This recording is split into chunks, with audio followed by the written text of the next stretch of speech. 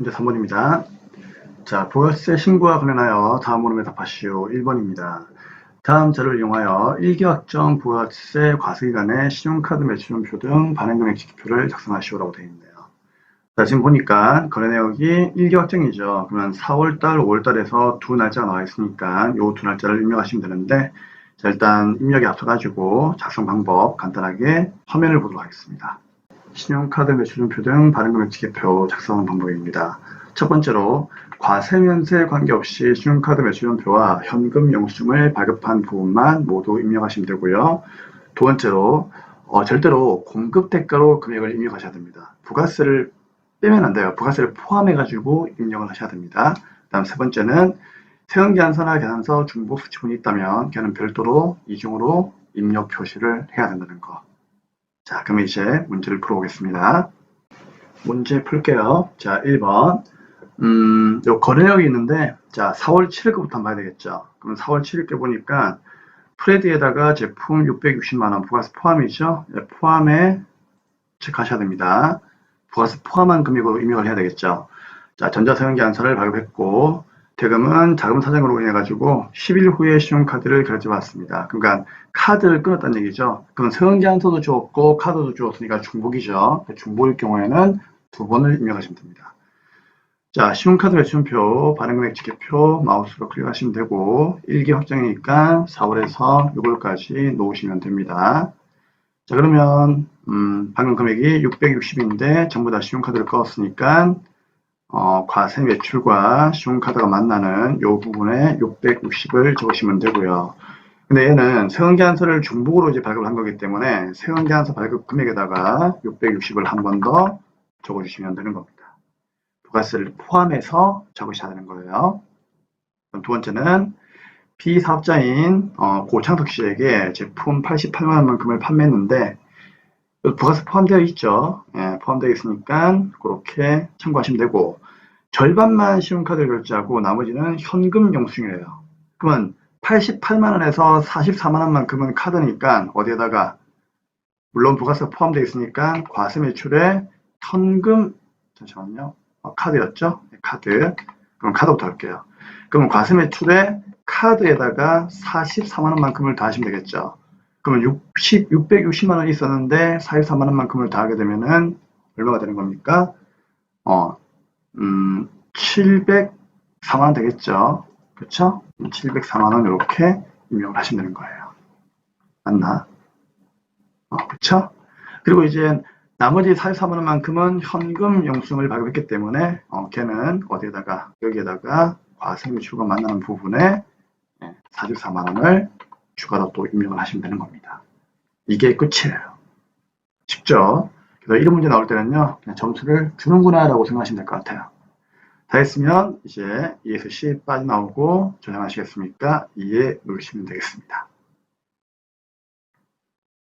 네, 이제 2번 문제 풀이를 하도록 하겠습니다. 다음 자료를 이용하여 이규확정 신고기간의 부가세 신고서를 작성하세요.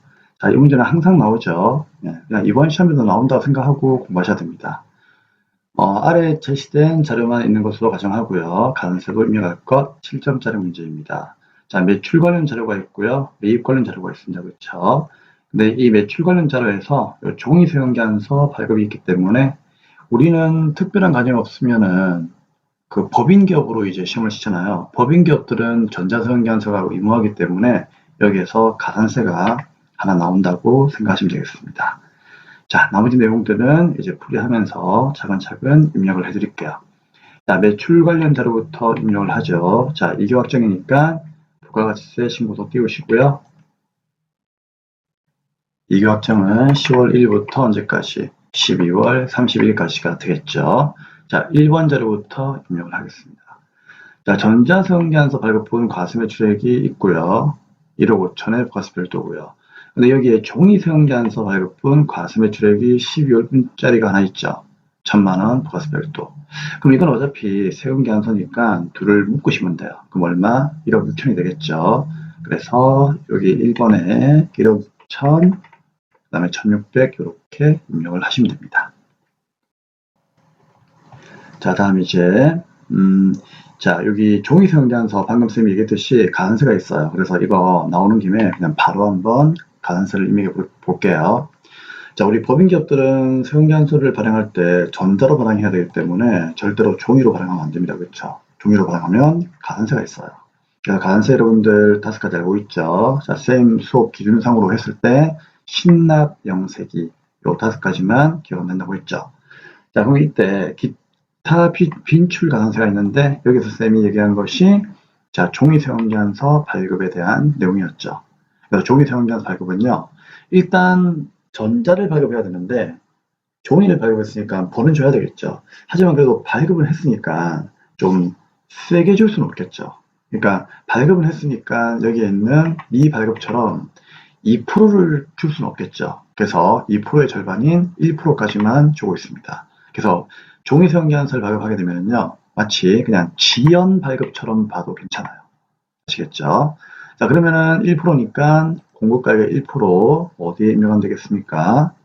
자, 여기 26번 가산세 가셔가지고 깜빡할 수도 있으니까 사용자서 자, 지연 발급 여기에 가셔가지고요. 자, 금액이 얼마였죠? 1000만 원이었죠? 그러면 1000만 원의 1% 얼마? 10만 원을 이렇게 확인하시면 되겠습니다. 그래서 종이 사용자서를 발급하게 되면은 지연 발급처럼 보자. 그 얘기예요. 뭐 이 내용은요 64번에 입력해도 상관없어요. 상관없는데 그냥 뭐 우리는 지연 발급처럼 본다라고 약속을 하고 그냥 62번에다가 적겠습니다. 뭐 둘 다 정답이니까 상관없어요. 자, 그 다음에 이제 세 번째 신용카드와 현금 영수증을 이제 발행하고 과세 매출한 금액이 있죠. 얼마? 682만 원. 근데 이게 부가세가 포함이죠. 그래서 여러분들은 전자계산기를 좀 들어주셔야 되겠죠. 자, 그럼 계산기에다가 쌤이 전자사용자서를 말하다 보니까 계산기도 지금 전자계산기라고 하고 있죠. 상당히 좀 당황스럽습니다. 습관이에요. 자, 682만 원에서 나누기만 하면 된다. 1.1 하면은요. 부가세 포함되어 있다 할지라도 나누기 1.1 하면은 이렇게 잘라가지고 620이 나옵니다. 그러면 이 금액을 자, 매출에 과세 신용카드 현금 영수증에다가 620만 원에 62만 원 이렇게 올리시면 돼요. 됐죠? 자, 세 번째, 거래처 파산인을 사유로 확정된 대손금액이 있답니다. 440만 원 또 부가세가 포함되었죠. 자, 돈금액은 2019년도 이확정 신고 시 적법하게 대손세 공제 받으려고 합니다. 그러면 대손세 공제가 가능하구나 하면서 이제 이것도 입력하시면 되는데 우리 대손세 같은 경우에는 내가 돈을 떼었기 때문에 부가가치세를 못 내겠다라고 하는 거잖아요. 그렇죠? 못 내겠다라고 신고하는 거기 때문에 이거는 부가가치세에다가 빼야 되겠죠. 그래서 매출세액의 대손세 가감에다가 어떻게 한다? 마이너스로 입력을 하셔야 됩니다. 그래서 그 금액이 440만 원이니까 여기에다가 마이너스 40을 적으셔야 되겠죠. 마이너스 400은 적으시면 안 되죠. 그쵸? 네, 어차피 뭐 적을 수도 없고요. 그리고 우리 기억나시죠? 이런 문제에서 그 과세 표준에서 공제하지 않는 것 세 가지 누가 있었죠? 장대하, 장, 판매 장려금, 대손금, 하자 보증금. 그쵸? 그래서 여기다가 공제하지 않는 겁니다. 뭐 혹시나 싶어서 쌤이 얘기해 드린 건데 뭐 거부감 느끼거나 그런 건 없죠? 네, 자, 그 다음 이제 그러면 매출 자료는 입력을 다 했네요. 그쵸? 그럼 이제 매입 자료 입력을 하러 갑시다. 자, 매입 자료는 전자사용자서 수집은 과세 매입액이 있는데 어차피 이기확정이고 공급가액이 1억에 1000만 원입니다. 근데 여기 보니까 제조공장에서 화물을 운반할 목적으로 취득한 중고 화물 트럭이 2000과 200이 포함된 가액이래요. 그러면 화물차 같은 경우에는 매입세 공제가 되죠. 근데 이게 고정자산이니까 어차피 얘들은 뭐다? 조기 환급이 되겠죠. 그래서 이제 고정자산 매입만 어디에? 여기다가 입력하면 되는 거예요. 얼마? 2000에 200. 그래서 11번에 입력하시고 자, 2000에 200을 빼요 이제. 빼면 8000에 800이죠. 그럼 걔를 어떻게 한다? 그럼 걔는 뭐 일반 매입이니까 그쵸? 고정 매입이 아니니까 어디에다가 여기에다가 8000에 800을 입력을 하시면 됩니다. 괜찮죠? 자, 그러면 매입자료도 입력을 다 했습니다. 자, 더 이상 없죠. 자, 그럼 이제 하나 남아있는 게, 여기 뭐 예정신고 누락분이라고 되어 있는데, 자, 이게 뭔지 한번 볼까요? 자, 우리 예정신고 때 신고를 해야 되는데, 안 하고 누락했죠. 그쵸? 그럼 어떻게 하면 됩니까? 확정신고 때 반영해가지고, 뭐, 매출세금 내야 되고, 매입세금 공제받으면 되는 거죠. 하지만 이제 잘못을 했으니까, 가산세는 구해야 돼요. 자, 그런 내용까지 한번 생각을 하고, 문제를 보겠습니다. 자, 이기예정 신고기간에 매입세 공제가 가능한 종이세금계산서를 수치해봤대요. 그럼 이제 매입세 공제가 가능한 게 있는데 세금계산 수치분을 공급가 450, 45를 누락을 했답니다. 기득을 어떻게 한다? 그렇죠. 누락했지만 확정 신고 때까지만 신고하면은 매입세 공제가 되죠. 그럼 어떻게 한다? 반영하면 되는 거죠. 그럼 어디에다가 이거는 매입에 대한 거니까 매입세액의 예정납분 요 12번이죠. 여기에 입력을 해야 되는데 여기에 입력하는 게 아니고 오른쪽에 예정납분 매입에 세금계산서 38번에다가 입력을 해야 되겠죠. 그쵸? 거기다가 400에 450 입력을 하시면 돼요. 450에 45만원이니까 맞나? 그쵸? 네, 450만원에 45만원 입력하시면 됩니다. 뭐라? 그러면 매출세액은 누락한 게 없다, 그쵸? 그러면은 매출세액은 예정누락분이 없으니까 매입세액만 누락을 했다, 그쵸? 자, 그러면 이제 어떻게 한다? 우리는 가산세를 구하러 가야 되는데 결론적으로 가산세는 없습니다. 왜 그렇죠? 보통 누락할 때 매출세액에서 자 볼까요? 가산세. 우리 가산세 일반적으로 누락하면은요, 요 신납 영세기에서 신고 부정시라고 납부 지연 가산세는 항상 나오잖아요, 그렇죠? 근데 얘는 이제 공식이 미납세액에서 이제 우리가 구해야 되는데 미납세액이 누락한 매출세액은 없어요. 그럼 누락한 매출세액은 0이고 누락한 매입세액만 45가 있죠. 그럼 0 마이너스 45 하면은 마이너스 45니까 마이너스가 나올 때는 가산세가 없단 말이에요. 그렇죠? 왜? 매입세액 공제를 그동안 못 받았기 때문에 그 자체만으로도 너에게는 큰 고통이었을 거다. 그러면서 매입세액만 누락을 했다면은 보통 신고 불성실 납부 지연 가산세는 없다고 보시면 됩니다. 아시겠습니까? 그래서 일단 얘는 뭐다? 누락한 매출세액이 없기 때문에 그냥 가산세가 없다. 그렇게 보시면 되는 거예요. 그러면 뭐 영세율 과표도 지금 없죠. 없고 또 뭐 세원계산서도 보니까 뭐 발급은 다 했고 물론 아까 전에 이제 그 종이 세원계산서 발급한 거는 우리가 미리 가산세를 구했으니까 이거는 크게 신경 쓸 필요가 없죠. 그러면 가산세는 우리가 좀 전에 입력한 요 종이세원계산서 발급 가산세 이거 외에는 지금 현재 가산세가 나오질 않아요. 그렇죠? 그래서 가산세는 여기까지가 끝입니다. 자, 다시 한번 얘기해 드릴게요. 예정신고 누락분에서 매입세액만 누락을 하고 매출세액 누락한 게 없다면 그때는 어차피 미납세액이 마이너스가 되기 때문에 마이너스가 나올 때는 신고 불성실 납부 지연 가산세 안 나온다. 그게 결론이에요. 자, 그럼 이제 가산세는 이제 요거에 대해서는 안 나오니까 여기까지 입력을 다 했고요. 더 이상 입력할 건 없습니다. 맞죠? 자, 정답 확인하시고 공부를 좀 해주시면 될 것 같고요. 여기서 참고로 이제 쌤이 더 얘기 드릴 수 있는 게, 뭐 혹시나 이제 문제에서는 전자신고를 했다는 말이 없기 때문에 그냥 끝인데요. 전자신고를 했다라고 나오면은요, 여기에, 요 라인에서 클릭하시면은 전자신고세액 공제가 있어요. 전자신고세액 공제는 예정 때는 안 되지만 확정 때는 공제가 가능하기 때문에, 만약에 전자신고를 하였다 그러면은 여기다가 10,000원만 넣어주시면 되고요. 그런 말이 없다 그러면은 뭐 굳이 넣어주시지 않아도 상관없습니다. 지금은 이제 그런 언급이 없으니까 뭐 넣을 필요는 없다. 네, 됐습니다. 네, 이상으로 우리는 부가세세 신고서에 대한 내용도 마감을 다 하였습니다. 자, 그럼 이제 어떻게 한다? ESC 빠져나오고 저장하시겠습니까? 이에 누른 다음에 확인 이렇게 문제를 끝내면 되겠습니다. 자, 이상으로 부가세세 풀이는 마감을 하고요. 다음 원천징수 문제 풀이하도록 하겠습니다. 네, 문제 5번 파5 원천징수입니다. 1번에 문제를 먼저 풀 건데 이게 급여 자료 입력에 대한 문제입니다. 잠시 화면을 좀 보시죠. 네, 이제 급여자료 입력에 대해서 문제 풀이할 건데요. 급여 자료 입력은 수당과 공제를 등록하는 게 중요한데 이 중에서 수당은요, 과세와 비과세를 나누는 것이 중요했죠. 그렇죠?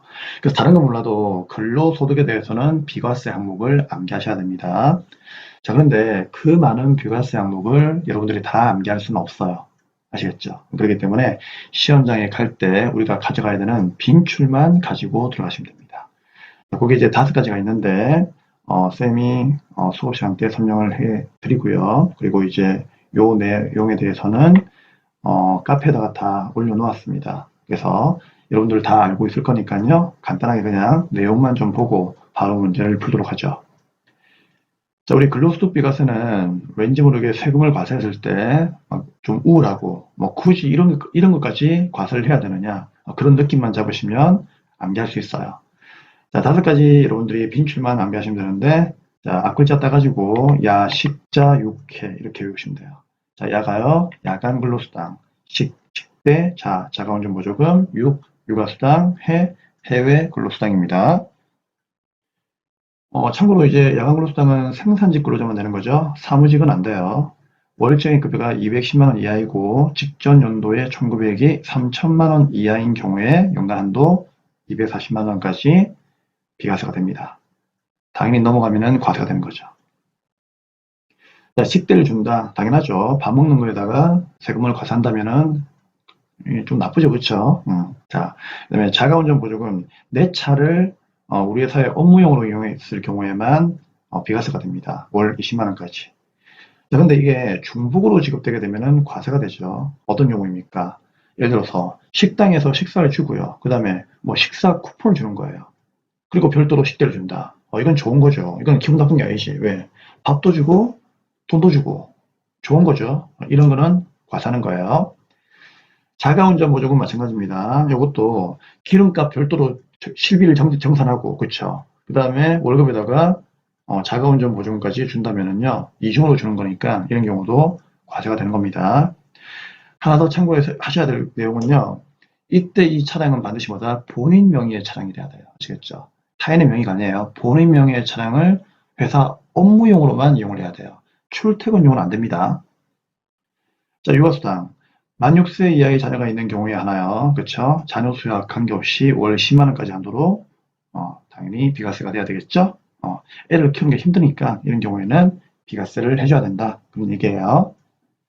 그 다음에 이제 해외 근로수당. 그렇죠. 요거는 이제 그 실무에서는 잘 안 나오고 이론 문제에서 말 문제로 물어보기 때문에 참고하시라고 제가 넣어드린 거고요. 월 100만 원까지 한도로 비과세가 됩니다. 근데 건설이나 이제 원양어선에 종사하시는 분들은 너무나 힘들기 때문에 월 300만 원까지 한도로 해서 비과세를 해드리고 있습니다.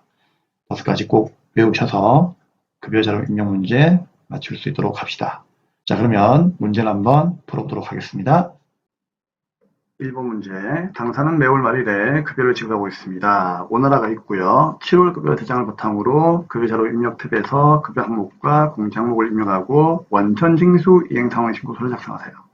자, 지금 보니까 급여자료 입력을 해야 됩니다. 그렇죠? 자, 요게 첫 번째예요. 그다음 두 번째는 원천 징수 이행 상황 신고서도 작성하래요. 이게 두 번째입니다.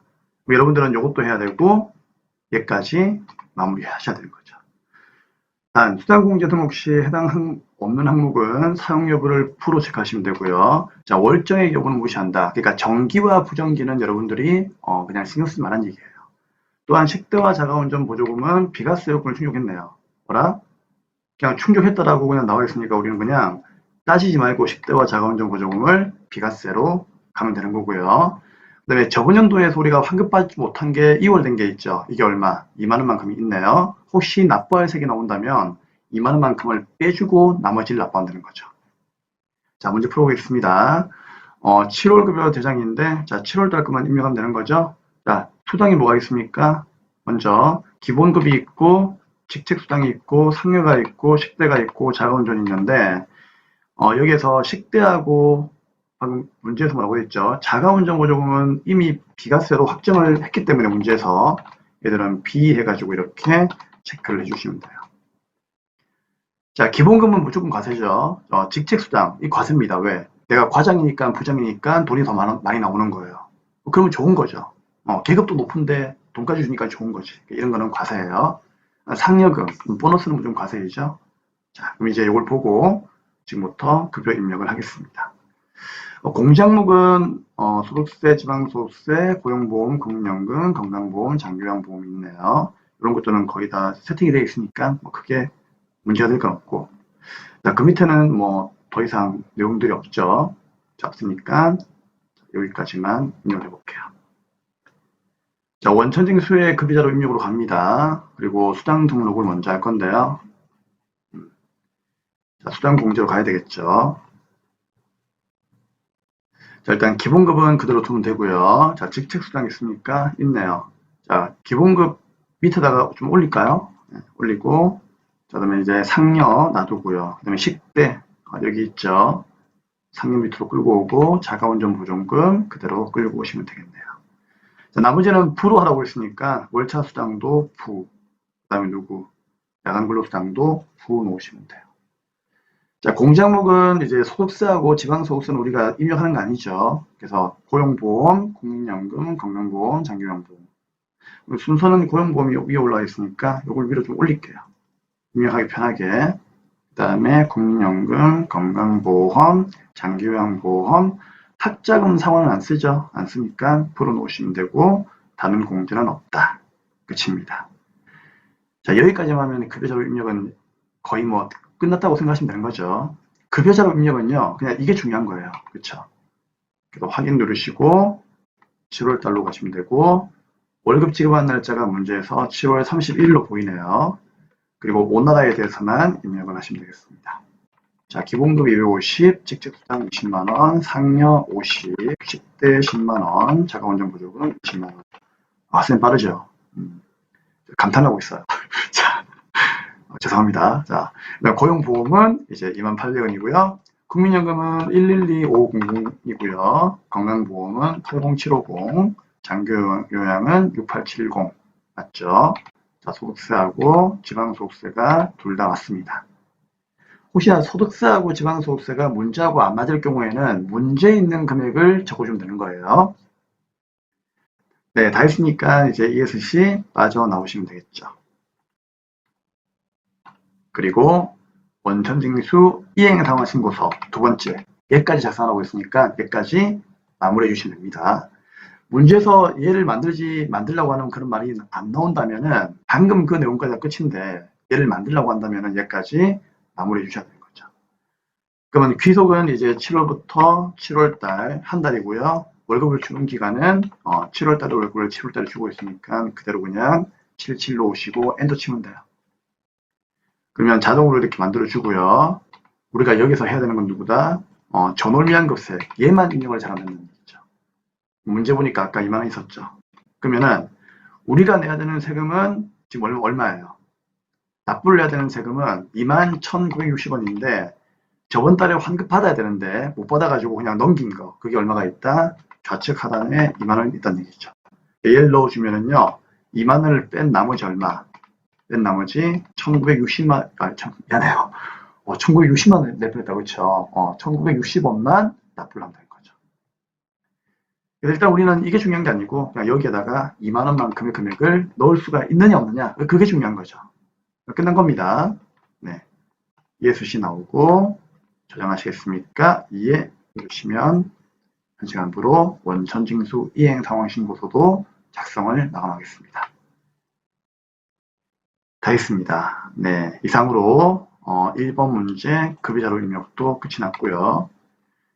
자, 이제 이번에 이제 연말정산 문제 풀 건데요. 자, 연말정산 중요하죠. 뭐 시험만 치면 나오는 거니까. 그렇죠. 자, 이번 보면은 아래는 최민호와 부양가족에 대한 자료입니다. 이 자료를 바탕으로 연말정산 추가적으로 입력 메뉴에 부양가족 탭을 수정하여 완성하래요.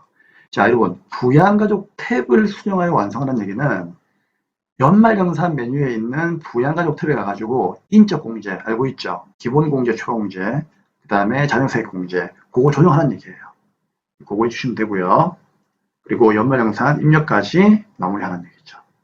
야, 2개를 해야 된다, 그쵸? 힘들어요. 단 제시된 자료 이외에 부양가족 소득금액은 없대요. 이외에는 소득이 없고, 그 다음에 이제 최민호 씨의 세부담 최소화를 위해서 모든 가능한 공제는 최민호 씨가 받게 합니다. 자, 10점짜리 문제이네요. 자, 이렇게 본인과 아버님과 어머님, 그 다음 배우자, 자녀, 이렇게 사람별로 나올 때는요, 여러분들이 그냥 하나씩 엎어가는 방식으로 문제를 풀면 됩니다.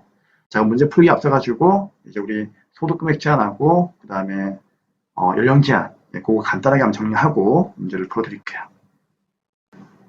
연말 영상 풀이 앞서 우리 5가지 항목별 공제 제일 많이 나오죠. 보의, 교기신, 보험료, 의료비, 교육비, 기부금, 신용카드. 자, 연령 제한과 소득금액 제한에 대해서 간단하게 기억합시다.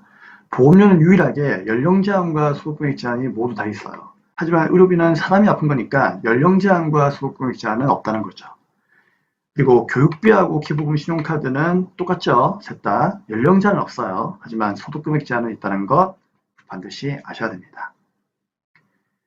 그리고 두 번째로 이제 연말정산 암기사항인데 이건 쌤이 어차피 기본 강의 때 교재에서 다 설명드렸고요. 그렇죠? 교재 나와 있는 내용이고 또 카페에다가 쌤이 또 요점 내용을 또 올려놓았기 때문에 뭐 요 자료는 그냥 들고 다니시면서 암기하시면은 진짜 연말정산 문제 있죠. 10점 나온다면은요 제가 8점 이상 나올 거예요. 이것만 외워도 8점 이상 나오니까요 꼭 외우셔야 됩니다. 그래서 이런 내용들은 다 설명드린 거니까 쌤이 더 이상 설명을 드리진 않을게요. 시간만 길어지고 여러분이 지루할 수 있으니까 꼭 기억을 하시기 바랍니다. 자, 문제를 한번 풀어보도록 하죠. 그러면 문제는 읽어보았으니까 바로 풀도록 할게요. 자, 원천징수의 연말정산 추가 자료 입력 클릭하시면 되고, 방금 문제가 최민호 씨였죠. 그럼 4번에다가 F2 누르고 최민호 씨를 먼저 불러오시면 돼요. 근데 이 문제는 연말정산 자료를 입력하는 것만 하는 게 아니라 부양가족의 이제 기본 공제까지 가자는 얘기죠.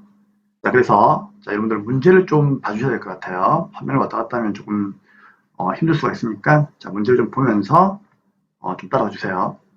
먼저 본인부터 볼 건데 본인은 무조건 공제가 되는 거죠. 근데 이제 아버님을 보셔야 돼요. 아버님을. 자, 최종원 님이라고 여기 아버님이 현재 나와 있죠. 72세. 60세 넘으셨으니까 당연히 뭐다? 공제가 되겠죠. 근데 소득이 있는지 봐야 되는데 봐야 되겠네. 자, 최종원 아버님 소득이 없죠. 없으니까 아버님은 공제가 되는 거예요. 그래서 이제 기본 공제에다가 연세를 60세 이상으로 놓으시면 되고요. 그 다음에 70을 넘으셨으니까 경로 우대 공제가 되는 거죠. 이것도 이제 체크해서 요로 만들어 주셔야 됩니다. 그 다음에 이제 어머님이 있는데 자, 김숙자 어머님이에요. 자, 어머님은 상가 임대 소득금액이 있네요. 그러면 소득금액이 1,200만 원이니까 100만 원 넘었죠. 그럼 어머님은 나한테서 공제가 안 되니까 기본 공제를 풀어 놓으시면 되고요. 그 다음에 이제 신우리가 누구죠? 배우자가 되겠죠. 배우자는 어차피 연령 제한이 없어요. 근데 연간 총급여가 얼마가 있어요? 1,700만 원이 있죠. 그러면 연간 총급여가 1,700만 원이면은 공제가 돼야 안 돼요? 원래는 안 되죠. 왜? 소득금액 제한은 종합소득금액이 100만 원 이하이거나 또는 근로소득만 있는 자는 연간 총급여가 500만 원 이하가 되면 되는 거죠. 근데 총급여가 1,700이니까 원래는 안 되는 거죠. 그런데 과란에 보니까 이 중에는 일용 근로소득이 얼마가 있다? 1,200이 있대요. 뭐라?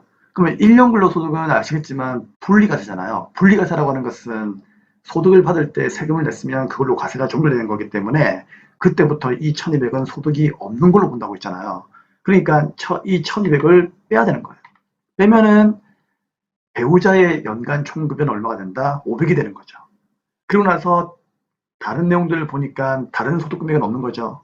그러면 배우자 신유리 씨는 연간 총급여가 500만 원 이하인 근로소득만 있는 자가 되는 거기 때문에 소득금액 제한은 통과가 되는 거죠.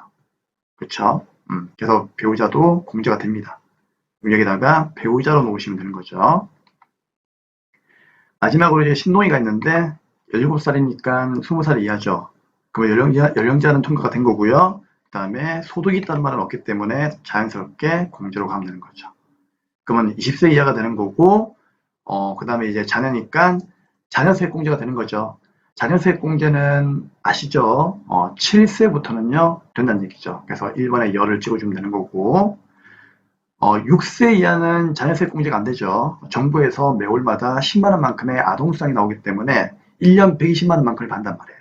그러면 아동수당 받는 대신에 자녀세액 공제는 포기하라는 얘기입니다. 그렇기 때문에 중복으로 공제해주지 않는다.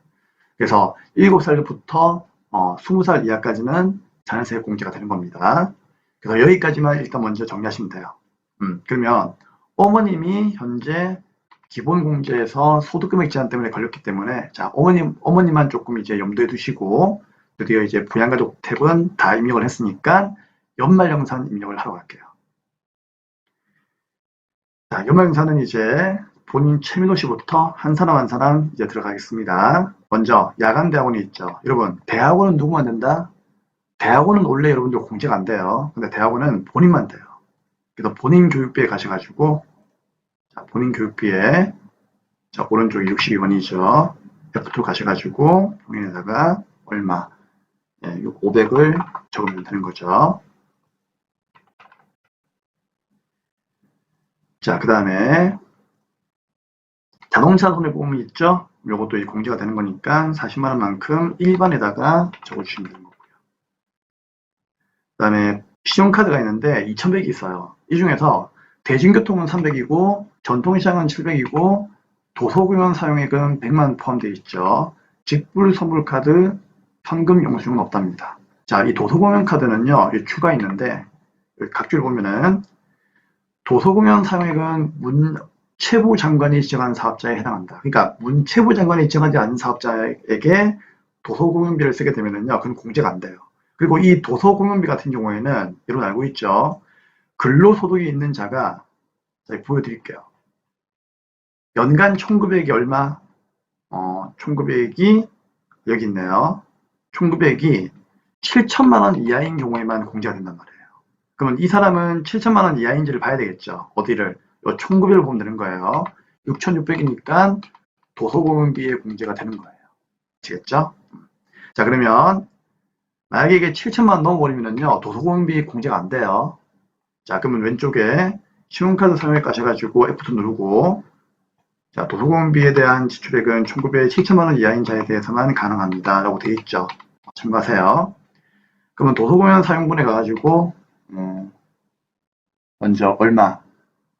대중교통부터 넣을까요? 문제 보고 있죠. 그럼 대중교통에 가가지고 얼마? 300을 먼저 넣어주고 그 다음에 전통시장에다가 700 도서공연은 어디에다가 여기다가 100을 넣으면 되겠죠. 그리고 계산기 잡아요. 자, 우리가 일단 카드 쓴 게 2,100이었죠. 여기에서 마이너스 얼마? 대중교통 300 빼야 되겠죠. 그리고 전통시장 700도 빼야 되고요. 그리고 도서공연 100도 빼야 되겠죠. 그럼 남는 게 얼마? 1,000만 원이죠? 그럼 1,000만 원만큼만 신용카드에다가 넣어주면 되는 겁니다. 그러면 본인 친밀 거는 입력을 다 했으니까 끝이 나는 거고요. 확인 누르면 되고. 자, 그 다음에 이제 자, 아버님 질병치료비가 있죠. 자, 질병치료비는 여러분들 알고 있죠? 어디에 가면 되겠습니까? 자, 여기에 가면 되겠죠. F2. 자, 우리 난임시술 본인 65세 장애인의 경우에는 본장 65난이죠. 전액공제가 되는 거죠. 그래서 이런 경우에는요, 아버님께서 65세 넘으셨기 때문에 여기다가 1,200만 원을 적어주면 되는 겁니다. 자, 이제 문제는 어머님인데, 자, 어머님은 참고로 아까 소득금액 제한이 걸려있기 때문에 의료비 외에는 뭐다? 공제가 안 돼요.